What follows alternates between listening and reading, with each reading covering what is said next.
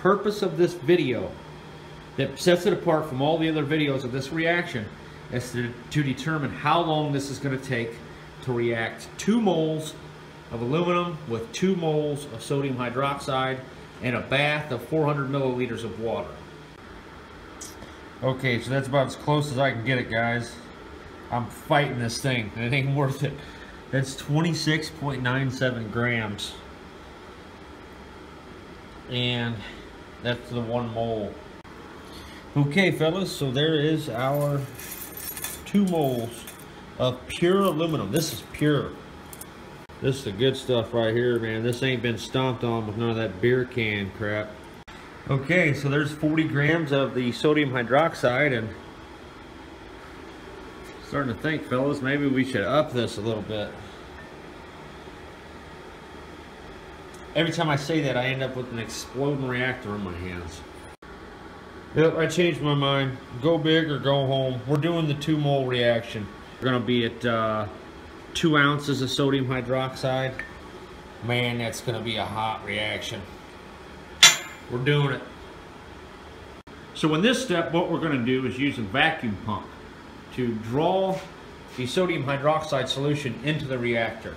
The reason why we're doing this is because you may have missed the war of the leak that I went through here in the shop.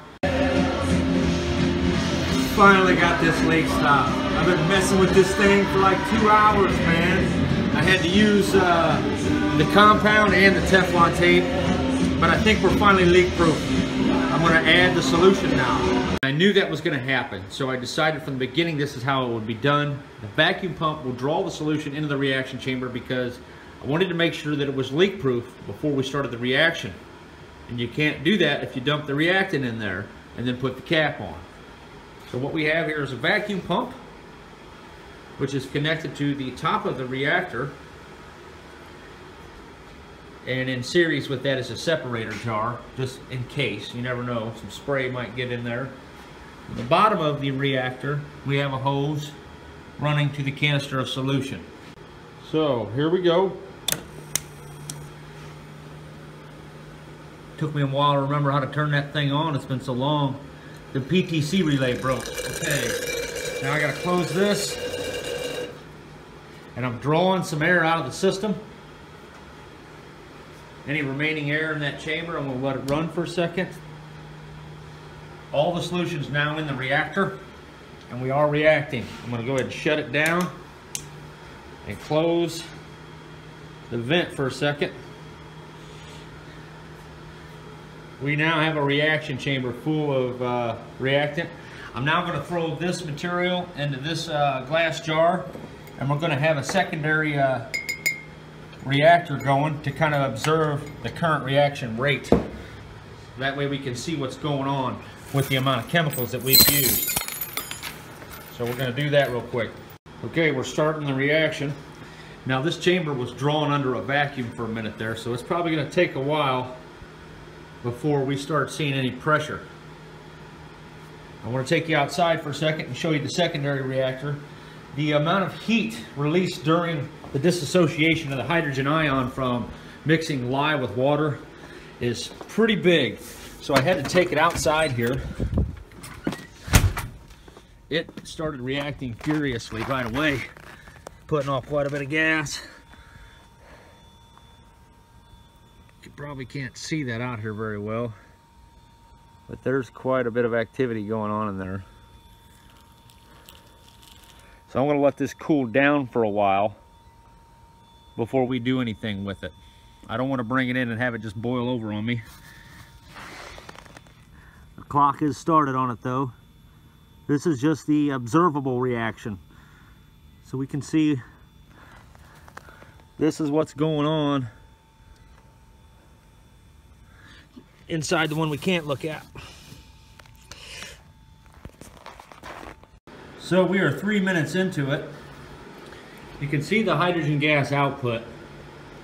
This is the exact output of the solution inside the reactor right now.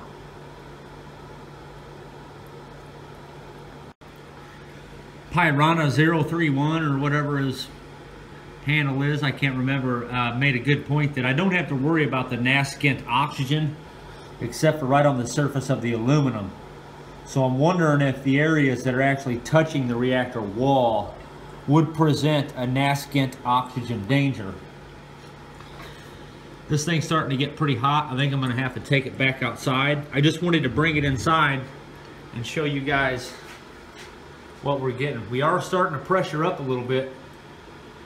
I'm just going to go ahead and let this thing go all the way up to 200 psi's. That should keep the foaming and bubbling down. We're coming up on 50 psi's, and we are at about 18 minutes here.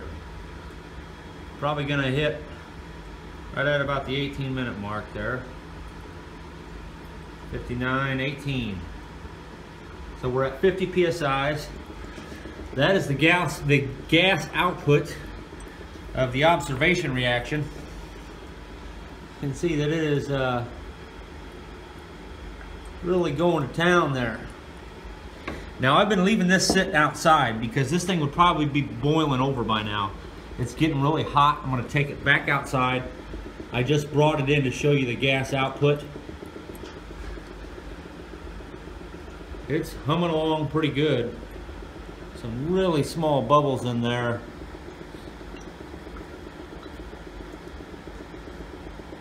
So it is just cranking some gas, fellas. Look at all that. A lot of that may just be some turbulence. Yeah, I see some bubbles going downwards. But that's a pretty good amount of gas output. I did not set up a flow meter. I just don't have time. I'm really not interested in the flow rate. We can determine that once we figure out the reaction rate. We can calculate the time versus the gas liberated and all that good stuff. So one thing I did forget to do, fellas, was add additional sodium hydroxide into the mixture. The reaction might get extremely slow towards the end because I didn't put extra sodium hydroxide to keep the solution alkaline enough to maintain a vigorous reaction like this. But we're going to see what happens. 19 minutes into it, and we are pressuring up. As I said, we're taking this up to 200 psi's, at which point we're going to fill that balloon, go from there. I will probably light this flare at that point also. I'm really not wanting to do that. I'm afraid of lighting flares at this point, but it's got to happen. I don't want gases just venting everywhere. So this thing's getting pretty hot to the touch. I probably better take it outside before there becomes a heat shock issue. Yeah, I better do that right away. This one here is only at 78 degrees. I'm going to fire up the Fluor One camera as soon as the battery's charged, and we'll check out some of the heat gradients. Well, the reaction's about to go thermonuclear on me. As soon as it hits that top, it's going to really spray out of there like crazy. Maybe I'll show you the effects of pressurizing the vessel, which is why I'm doing this. Now that it's under pressure, you see how the bubbles have dropped? Oops. That's why I'm running this at a pressurized reaction. That'll keep them bubbles down, keep the reaction from going out of control. Fortunately, it looks like I'm going to lose this. There it goes. I got to set this down. It's about ready to go off on me. It'll spray a set amount out of there, and then it will equilibrialize. Yeah, that's really unfortunate. We're going to lose this one.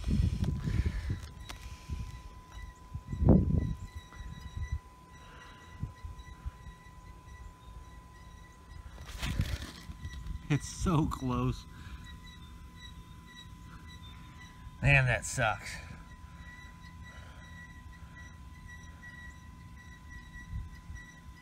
Reaction is really taking off now. It's at 148 degrees. There it goes. It's gonna start spraying.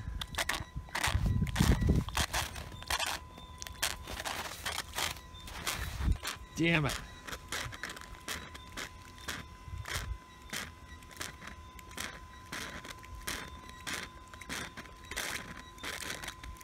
So I'm gonna let that do its thing for a while and go inside and check the other reactor. Okay, so while all that excitement was going on outside, we missed the 100 psi mark. We were at a half hour basically here. At a half hour, the reactor outside has just went out of control. It cannot be sustained in the container. This container here is starting to get warm. I'm almost wondering if maybe I should go ahead and take it outside for a while and let it cool down, because I certainly don't want something really bad going on here. I don't want this thing pressuring up drastically on me. Wish I would have shot this earlier in the day. We're about a half hour in, and it's just a straight up powerful steam jet. Just absolute boiling. So in no way could you produce a good gas like this without dealing with all that heat. This thing's just going nuts.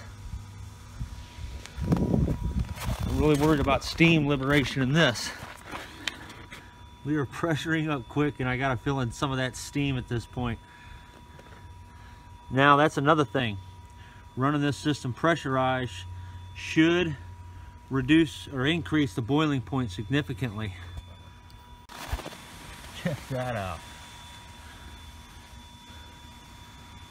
Just boiling all that water out of there on me. I almost wonder if that'll burn.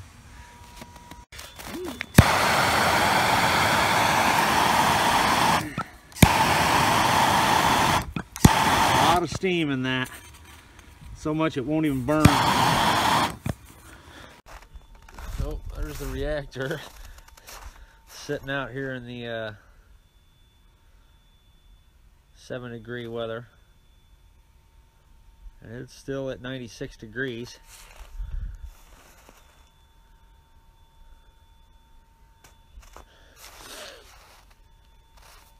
I'm probably gonna let it sit out here. Apparently there is some steam vaporing going on in there, because that top's looking a little warmer than it should be from just convection alone, you know. Ooh, it's getting hot. I need to check the pressure on it. I haven't checked the pressure. I just wanted to check the temp real quick. Yeah, it's still heating up pretty good. I may have to spray it down with some water, even though it's out here in some extremely cold weather. Okay, fellas, we are 47 minutes into this, and we just hit 200 psi's. I'm gonna go ahead and fill this bag up, but I'm worried that a flash boil could occur, so I gotta be careful with that.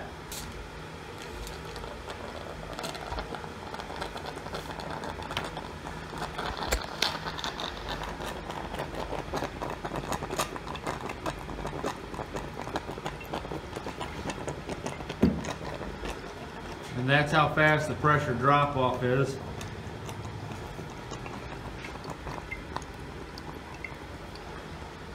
I had this thing sitting outside and was spraying it with water because I didn't want to boil the solution. The other one boiled and broke on me. You can see here it is, busted the bottom out of itself.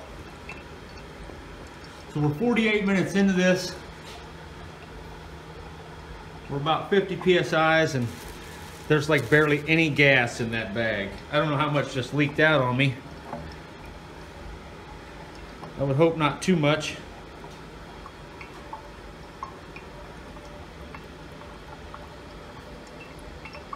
Hearing a lot of weird noises.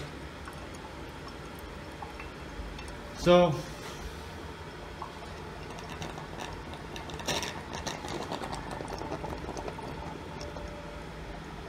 that's the valve all the way open, and apparently that's the current production because I've let the reaction get so cold. Didn't even fill this balloon up. So I don't know if I leaked out somewhere right away or what, but that's pretty lame. That was lame.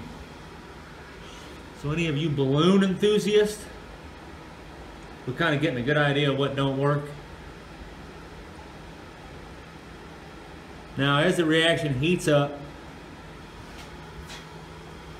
we'll get more gas out of it. But for 45 minutes, I mean, this tells me you're going to need something with a cooling system on it that will allow the reaction to take place at a high rate, but then can condense the steam that's generated. That would be the best route probably. Something that condenses the steam that's liberated and puts it right back into the reactor, like some kind of reflux setup. Because that's just some pitiful production.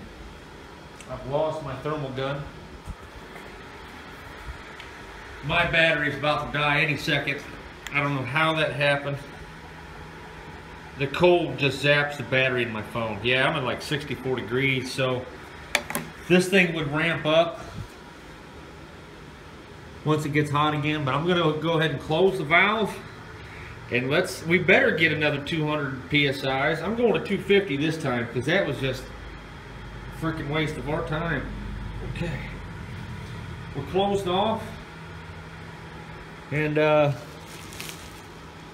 this balloon is hurting. There's a little bit of gas in there. It's trying to stand up. I'm probably losing it all. This valve, I'm gonna go ahead and throw some glue on that. What the hell? But there you have it. This canister can't handle it, but the amount of water you need to stop it from boiling dictates a much larger reactor is going to be needed. Either that or some kind of cooling. Because if we blew the bottom out of this, not only did we blow the bottom out of this one, but it turned into a volcano. I think it was 38 minutes into it. I can't remember for sure. But I'm going to clean this mess up. We'll let this thing pressure up again and see where we're at. We better get another 250 psi's at least. We're supposed to be getting 3 cubic foot here. I don't know what's going on. I found a really cool website on the reaction we're working with here tonight that was done by some actual scientists, and there's some extremely interesting information in here. One of the cool things that I found that we are definitely going to try, check this out guys, that they're using salt in these reactions. Check this out. The reaction of water with molten aluminum alloys, gallium and stuff like that. That'd be a cool one. I'm definitely interested in this salt reaction because salt is cheaper and easier to get a hold of than the sodium hydroxide. So maybe we'll be seeing some test tube experiments on the salt and aluminum. Let's do a quick review of the geometry of the cylinder and use some gas laws to determine the pressures that would be involved in this reaction. Basically, the volume of the cylinder is 0.743 liters, or 743 milliliters. There's the equation I did and the figures. And what we can observe from that is that if the cylinder is pressured up to 100 psi's, using this formula we determined that the volume of the gas at atmospheric pressure would be 5.1 liters.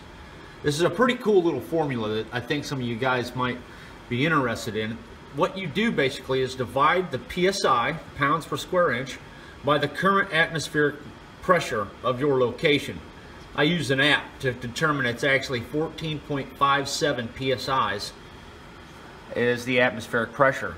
So if you divide 100 by 14.5 psi's, you determine that there are 6.8 atmospheres of gas in that canister. 6.89 atmospheres times 743 millimeters equals 5,000 milliliters divided by 1,000, giving the value of 5.1 liters. Now, the reaction we're doing is going to generate 3 moles of hydrogen gas, which comes out to 67.2 liters of gas. To determine the pressure inside this canister, if we simply allowed the reaction to take place from cradle to grave, would give us a pressure of 1,317 psi's. The formula used to determine that figure is pretty awesome. You simply take the liters that are going to be liberated in the reaction, you divide that by the volume of the canister to be used, and you come up with a figure of 90 atmospheres. That means you are going to make 90 of these canisters with that 67 liters. Now, 90 atmospheres compressed into this same canister, and because pressure can be added as a vector, is that how that's called? Either way, because pressure can be simply added or multiplied if you have a lot of them in this case. Multiplication, by the way, is simply super addition. There's no such thing as multiplication. Ask any computer programmer that and he'll tell you. Multiplication is simply a process of addition a numerous amount of times. There is no such thing as multiplication. So don't let that confuse you. 90 plus 14.7 or 14.57 90 times comes out to 1,317 psi's. I probably just confused the hell out of you right there, but that's the reality we're living in. There's no such thing as multiplication. It simply does not exist. It's like some Common Core creep show is really what multiplication is. It should be called super addition, because that's really all it is you're adding 14.57 together 90 times. That is how a computer performs that process. It adds 14.757 to itself 90 times. There is no such thing as multiplication. It's just a symbol that represents a process that's hidden. You would actually have to add that up 90 times. Either way, I'm shutting up.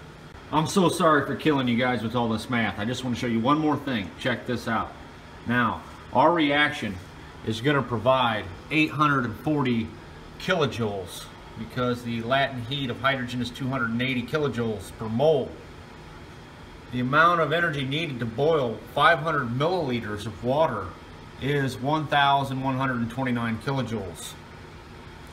So basically the reaction has the thermodynamic energy capable of boiling 74% of the water in this reaction. What we're looking at here is just a delta T of 80 degrees. That only requires 133 kilojoules. 1 mole of hydrogen will take 400 milliliters of water to the boiling point, and then some. So to boil the 400 milliliters of water is that figure there. So as you see, we're going to have some heating issues. There's just not enough water in this reaction to be able to handle that. So before we even start this experiment, this is telling us we're going to boil 74% of that water out of there.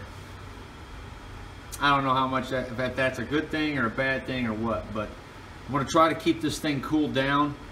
It's extremely cold outside right now, like -4 wind chill. So I'm going to set the reactor outside once it starts to heat up, and that should cool it down to remove that huge amount of energy that's going to be released, because we don't want to boil our electrolyte at all. So that's going to be the issue. Let's just do a real quick review of some of the chemical attributes of the substances involved here. First of all, to raise the temperature of 1 liter of water to boiling point from room temperature requires 334 kilojoules of energy. For every mole of hydrogen we produce, we are going to release 280 kilojoules per mole. So this number is kind of important when it comes to boiling the reaction. If we don't want it to boil too much, this kind of gives us an idea of how much water we have to have in the reaction before it'll just boil it all away completely. Second, 1 mole of sodium hydroxide weighs 40 grams. 1 mole of aluminum, oops, that's gold, you idiot. 1 mole of aluminum is 26.99 grams. This here is the reaction that's going to be taking place inside the synthesizer. And the byproducts are hydrogen gas and sodium aluminate. 3 moles of hydrogen are released from this reaction. But I don't know that I want to throw 80 grams of sodium hydroxide into this reaction. So we're going to split it up into thirds. 1 mole of any gas equals 22.4 liters. For reference, a cubic foot is about 28 liters.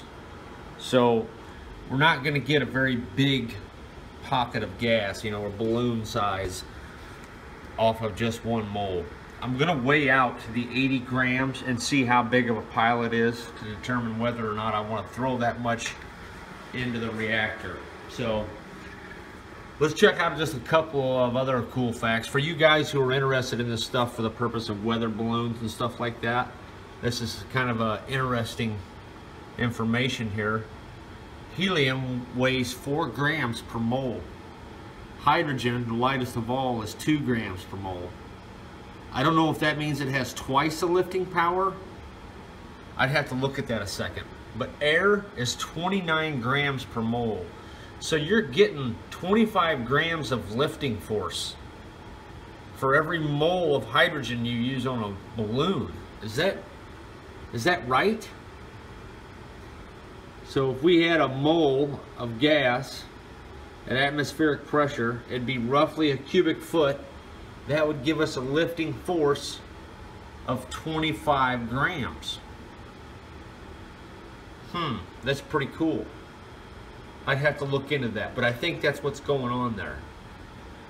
18 grams is 1 mole of water. I believe that's also 18 milliliters. So just a quick little review of some of the specifications. Let's get on with the actual reaction. One of the reasons why I wanted to do this reaction is, even though we see this equation, nowhere in here does it tell us the change in time. That's what I want to know. How long is it going to take me to get this mole of gas out of this reaction? So delta T is what we're interested in. Okay, I just missed the 50 psi mark. We're at 1 hour 9 minutes. I was busy dealing with heat capacity equations. Right about 51 psi or so. 2 hours and 21 minutes in, 22 minutes, and we are at 250 psi's almost. Looks like I got a little bit of a valve leak going there. It might burp that bubble on me. These valves have to be tightened down very tight to be completely leak proof. Okay, I'm going to go ahead and call it. There it is, 250 at 2 hours and 22 minutes.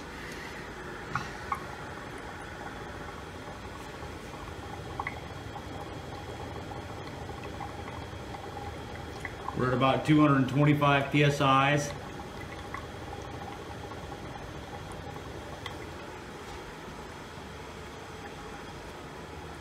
Coming up on 200 psi's.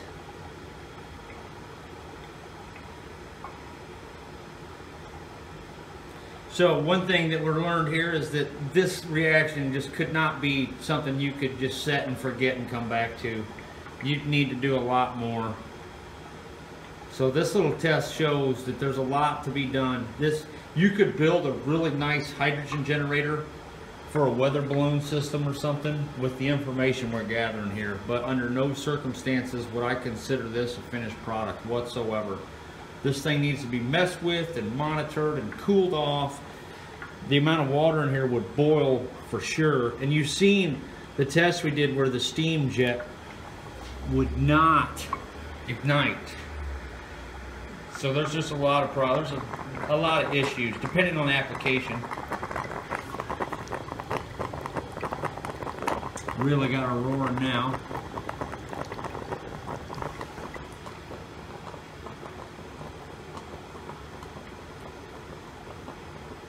This thing is getting hot. I need to get it back outside now. I can't believe it's getting that hot after being outside. The balloon's getting big. This thing's showing no signs of letting up. We're going to go ahead and depressurize it all the way and see what the current output is. That is the current synthesizer output. The reactor's getting very hot. I'm going to crank it off and get it back outside right away. So here's our balloon. After 2 hours and 25 minutes, that's how much gas you could expect to make by doing the balanced equation we've seen.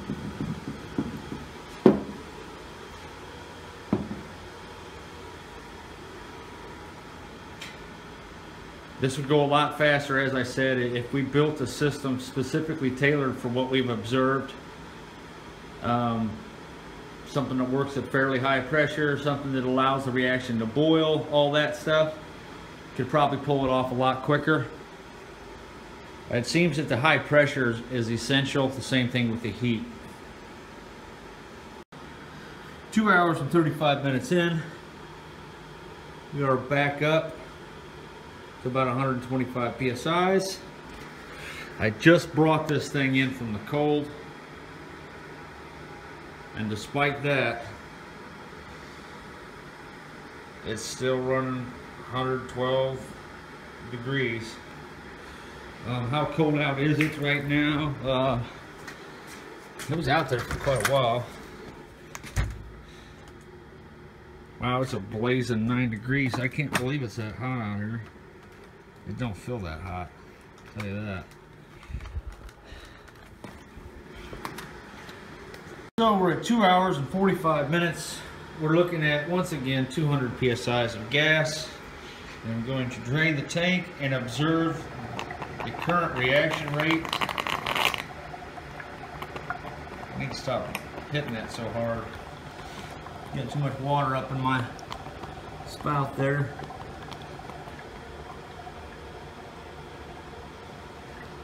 Current temperature. I wish this thing would just start dropping off. It looks like it might be. It's not heating up. Well, second I say that, I think the reaction is finally starting to fade. I say that with great pleasure. I went into this thinking it was going to be like a half hour. I'd be on my way to the store. I'd hit the gym. I'd make some dinner. It was going to be great.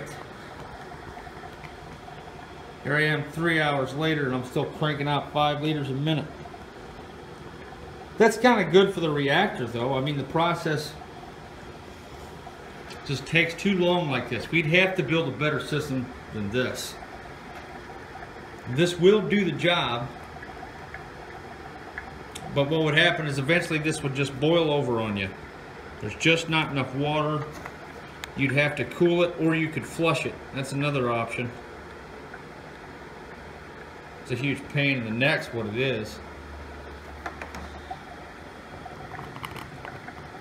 Okay, so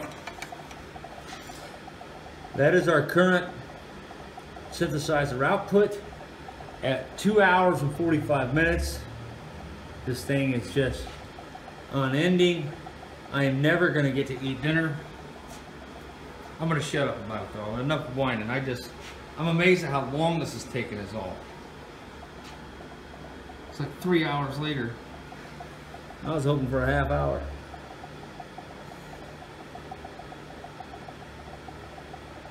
I'm not taking it back outside, I don't think. I just want to let this thing do what it does. Okay, once again, we're at 3 hours and 10 minutes into it. I'm at 200 psi's again. The reaction chamber doesn't seem to be heating up. It seems to be stabilizing. So I don't know if we're at a plateau or we're headed down a slope. We're going to check once again the current reaction rate. That balloon should start flying any minute here. Oop, there it goes. It's lifting off. It is officially off the ground. She's airborne. So this might get interesting. I'm basically running out of room to store gas. My balloon's about ready to pop open.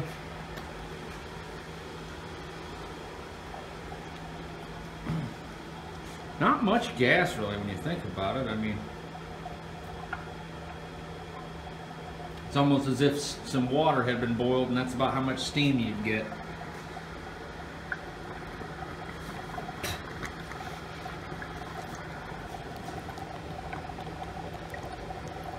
That's probably about 5-6 liters per minute. And we are at 0. And that's the current production. Still making a pretty decent amount of gas there. You could make a tiny little hydrogen torch with that. 3 hours and 12 minutes into it, the balloon is flying. And I'm going to once again close the container off and let it pressure up. I think we're headed down the hill, fellas. We were at 133 degrees at one point, and it is now nowhere that I scan am I getting that reading anymore. So the reaction's finally tapering off. I can finally do many things. I should just leave and just hope for the best. Come back, I'm at 3,000 psi's. Yeah. So that's where we are. Okay, so it does still have a heartbeat here. This thing don't know what it wants to do. I think what we're seeing is some reflection off of my wood burner. She is look at that, above 248 degrees. You gotta love that. That's how I heat this place. Anyway, back to the subject at hand. When I step over here, I'm wondering if that's what we're seeing as a reflection of the heating system in that metal. Oh, that is so cool. That's exactly what it is. You can almost see the burner pipe and everything running along the floor. Okay, so we're at 76 degrees. Top of the reactor is 59. If it starts to get back up to 140 degrees again, I'm going to have to take it back outside because I don't want this thing blowing up on me. If it starts boiling, we could get a sudden pressure increase, and I don't want that to happen. We're 1 hour and 15 minutes into this.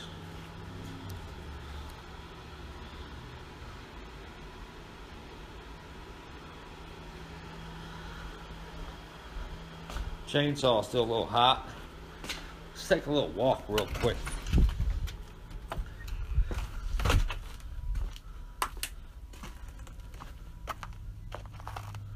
Ooh, I gotta get that spray bottle in the house. That's where the reaction took place.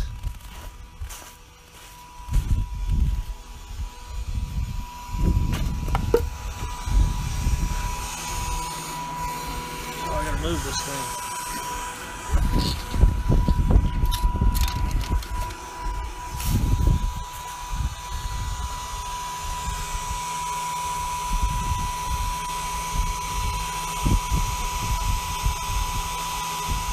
That's what's heating the place up.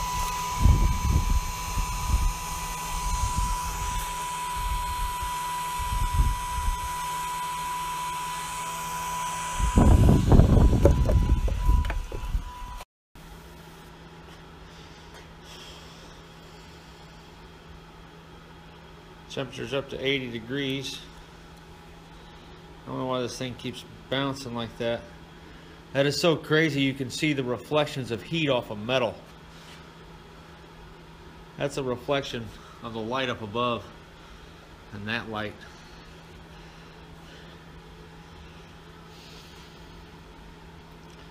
This thing's heating up kind of quick. Look at that.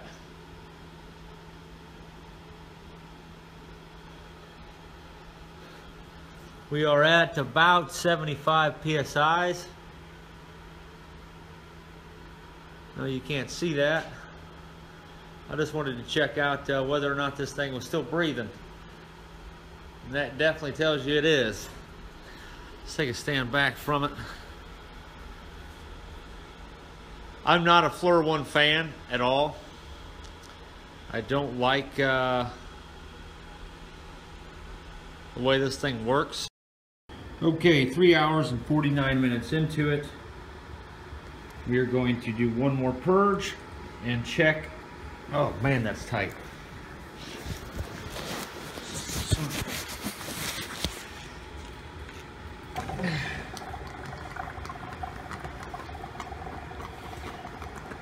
We're going to check and see what the current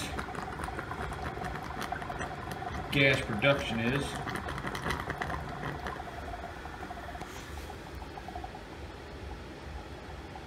And it is down to a slow drizzle at this point. Still producing.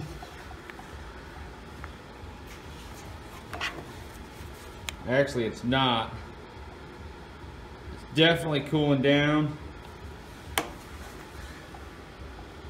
I'd say we're about to the tail end of it here. There's our balloon of gas. Closing it one more time. And we'll come back and look at it here in a while. I don't know if I'll catch the exact moment that it stops out putting gas, but we do know delta T is over 4 hours at this point. Okay, fellas, she's finally dead. I don't know at what point it died, but the clock's at 5 hours, and it only pressured up to about 20 psi's. I'll release that last bit.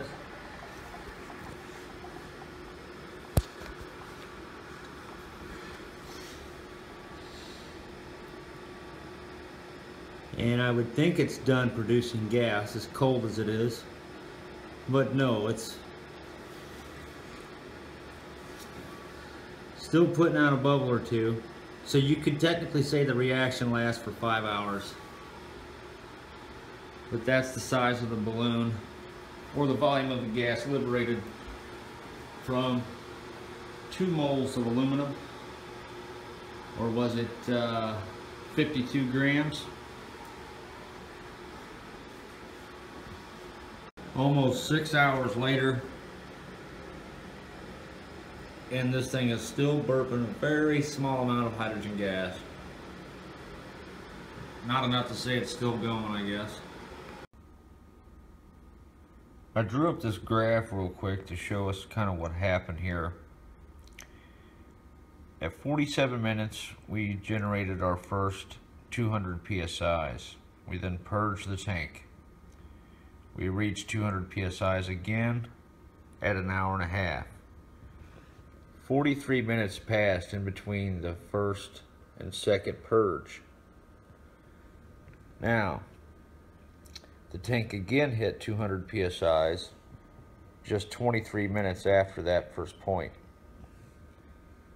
At 2 hours and 22 minutes, we hit 250 psi's, and the tank was purged. The pressure back down to 0. This is pressure, this is time, by the way. Guess I should have showed you that initially. Then here we are again at 2 hours and 45 minutes, 200 psi's. We purged the tank into the balloon. 25 minutes pass, we are again at 200 psi's. Purge the tank. This time, an entire hour passes almost, and we just get up to about 60 psi's. We purge the tank, and again, about an hour passes. This time we only get it up to about 18 psi's. So this graph kind of shows the output. What I'm going to do is open the reactor, determine the volume of the space that was occupied by the gas, and then we'll see what the standard cubic foot actually was. Now, with this graph we plotted, we can determine that had we simply left the cylinder alone, the effective pressure in the cylinder would have reached 1,128 psi's. And we determine this simply by adding up every pressure peak on the graph, because that is how pressure behaves when it's confined in bottles. You simply add the pressures of the gases introduced. So that's kind of cool to know.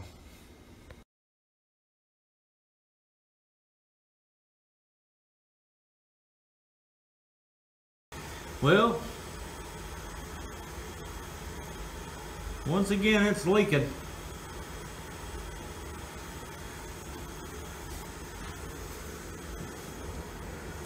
It's got to be this seam. I'm going to spray some water on it. I knew I was going to have some huge problems with this. I'm probably going to have to go with a wet seal,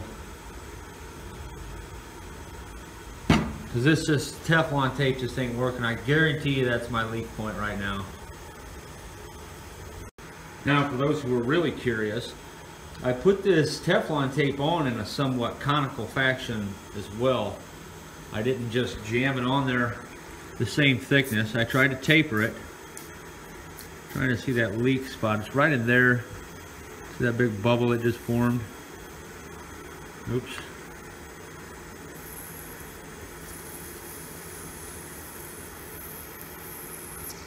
There's the bubble of the leak. Don't have any soap at the moment. So we're going to take this back off and apply a wet seal. Some Real Tough. Not sure what the name of this brand is. I guess Real Tough. So I'm going to try this small amount here. Hopefully that'll work. I did not put any on the inside threads. I might want to clean them out a little bit better than that. Yeah, I think I'll give them another scrape. But this will kind of be a test of this stuff while we're at it. And this is kind of showing just how bad of an idea it is to use Teflon tape on large gas pressure pipes. If this was a liquid, that probably would have held okay. It probably might not have leaked, but gases are far harder to contain than liquids. A seal that would hold a liquid will often not be good enough for some gases. I have found that in my time of building machines. But I've come across that phenomenon several times in some of the machines I've built where a seal will hold liquid but not gas. To kind of corroborate that statement, this stuff here says that it can hold 12,000 psi's of hydraulic pressure and 2,600 psi's of gas pressure. So that just kind of shows how gases are a little bit different than fluids when it comes to sealing things up. This stuff feels awfully loose, man. I don't trust it. I don't think it's going to work. I think maybe I didn't mix it up good enough and it's not thick enough. Something's going on there. I knew that stuff wasn't going to work. Apparently, I'm going to have to do Teflon tape and this gump. Yeah, it's leaking like crazy right there.